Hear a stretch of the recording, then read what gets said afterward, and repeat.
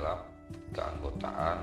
Nah, setelah semuanya dibentuk timnya, maka segera melakukan pelaporan TPKK yang telah ditetapkan dalam data pokok pendidikan, yaitu dalam aplikasi Dapodik, dan mengunggah surat keputusan penetapan TPKK melalui halaman ini dia. Nah, di sini kita bisa cek kalau masih berwarna merah maka statusnya residu, yaitu bisa saja dia belum dikerjakan atau masih perlu diperbaiki. Kalau warnanya hijau berarti valid datanya. Dari sekian yang sudah terisi, kayaknya masih banyak yang kosong nih. Jadi operator segera mengerjakan sebaiknya dan melaporkan kepada kepala sekolah untuk segera membuat TPPK-nya. Oke ya.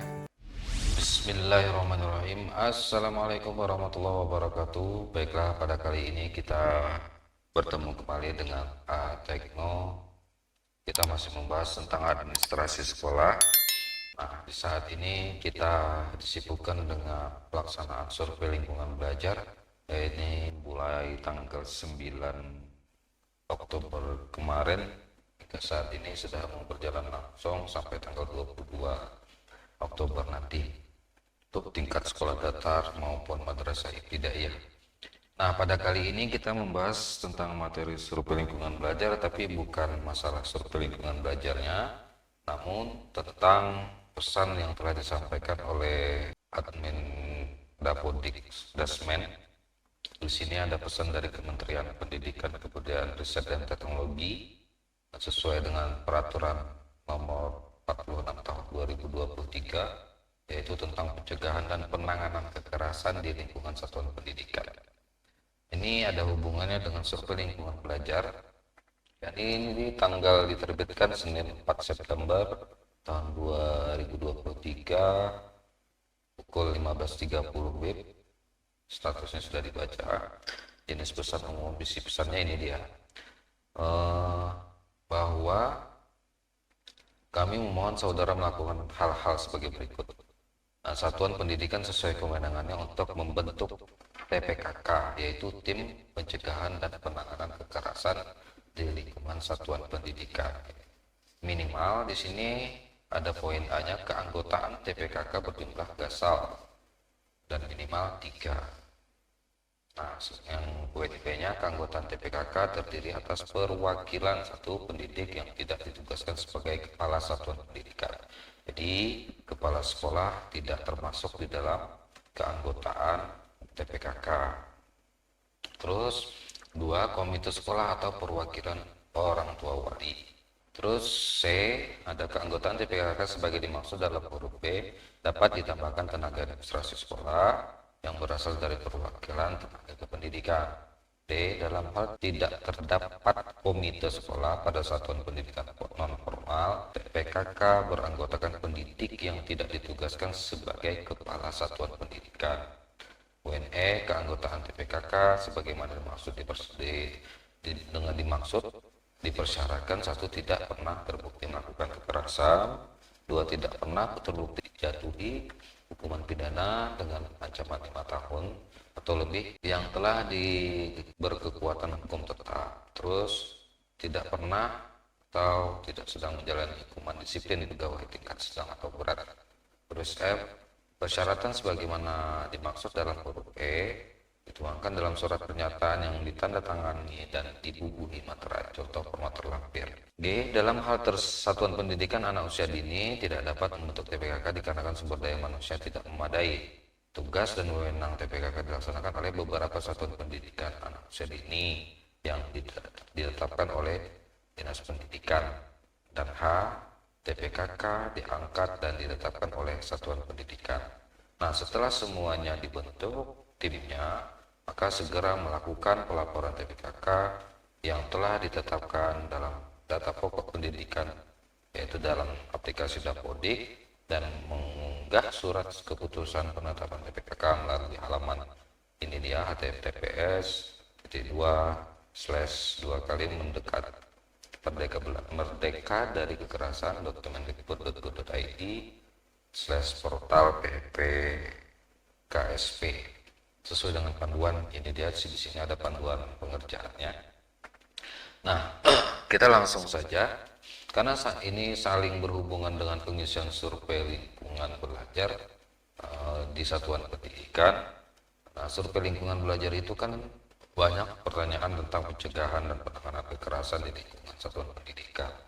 Masa kita tidak matching dengan data yang kita buat? Ternyata kita isi ada, ternyata SK tim TPKK-nya tidak punya. Jadi di sini cara mengisinya yaitu melalui data sekolah di kepanitiaan. Di sini ada banyak nih. Kita tambah saja di sini pilihannya. Di sini ada kegiatan keagamaan. Kalau seandainya kepanitiaan sekolah kita masukkan saja di sini. Penerimaan siswa baru, pengenalan lingkungan sekolah, penyelenggaraan asesmen, itu ANBK. Kita masukkan SK-nya di sini. Terus penyelenggara komite sekolah kita masukkan juga di sini, penyelenggara ujian nasional jika ada, dulu kan ada ujian nasional, sekarang nggak ada. Tim bos sekolah juga di sini. Nah, terus ada di sini pilihannya tim pencegahan dan penanganan kekerasan, yaitu TP2K. Nah, di sini contoh saya mengisi, kita isi satuan tugasnya, nama satuan tugasnya. Nah, di sini ada nama satuan tugasnya, instansinya, tingkat satuannya, terus nomor SK tugas, TMT tugas, hingga TST-nya kapan berakhirnya. Setelah itu kita inputkan keanggotaan. Nah, di satuan di keanggotaan ini kepala sekolah tidak termasuk ya, karena dia yang menandatangani. Terus di dalam urutan organisasinya yang pertama yaitu ada ketua. Di sini organisasinya ada anggota, ada sekretaris. Nah, di sini kalau kami ada beberapa koordinator. Yang pertama di sini ada koordinator perundungan verbal, koordinator perundungan fisik, perundungan seksual, koordinator perundungan dunia maya. Nah, di sini ada organisasinya, ada ketua, ada sekretaris, ada anggota, dan masing-masing koordinator memiliki anggota. Itu anggotanya terdiri dari guru, komite, dan juga ada juga siswa. Nah, setelah semuanya diisi, kita sinkronisasi melalui akun kepala sekolah. Baik, semua seluruh operator pasti tahu sinkronisasi dapodik melalui akun kepala sekolah. Setelah itu kita masuk pada posisi link yang telah dikirim tadi. Biasanya 1x24 jam kita masuk menggunakan akun SSO yang sudah terdaftar di SDM, portal SDM, akun operator. Maka di sini kita cek di gambar akun operator, kita cek anggotanya.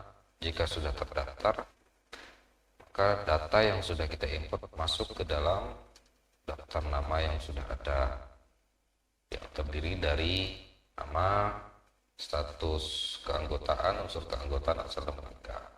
Nah, di sini nanti maka akan diinformasikan bahwa valid tidak validnya data. Nah, biasanya kalau kepala sekolah diisikan di sini maka tidak valid karena kepala sekolah tidak termasuk dalam keanggotaan.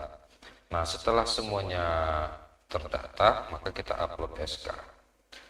Oke, setelah semuanya masuk kita bisa cek di sini validasinya.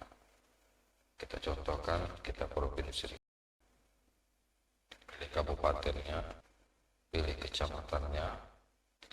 Nah, di sini kita bisa cek. Kalau masih berwarna merah, maka statusnya residu, yaitu bisa saja dia belum dikerjakan atau masih perlu diperbaiki. Kalau warnanya hijau berarti valid datanya. Dari sekian yang sudah terisi, kayaknya masih banyak yang kosong nih.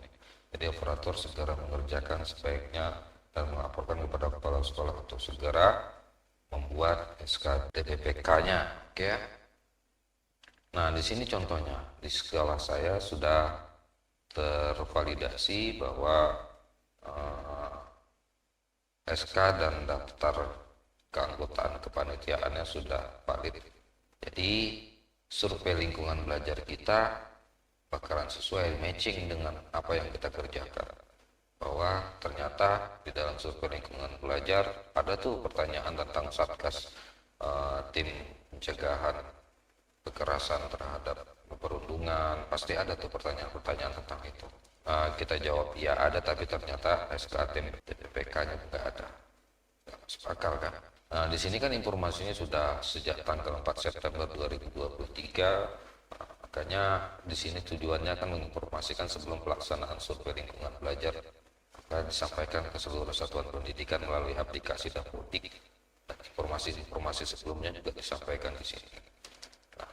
Oke, sekian informasi kali ini, semoga bermanfaat, dapat dilaksanakan, dan di deskripsi kolom komentar nanti saya akan lampirkan contoh SKTP tim TPPK-nya.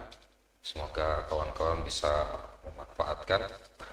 Terima kasih atas perhatiannya semuanya. Jangan lupa like, comment, and share informasi yang saya berikan. Semoga dapat memberikan pencerahan kepada teman-teman semua dan bermanfaat.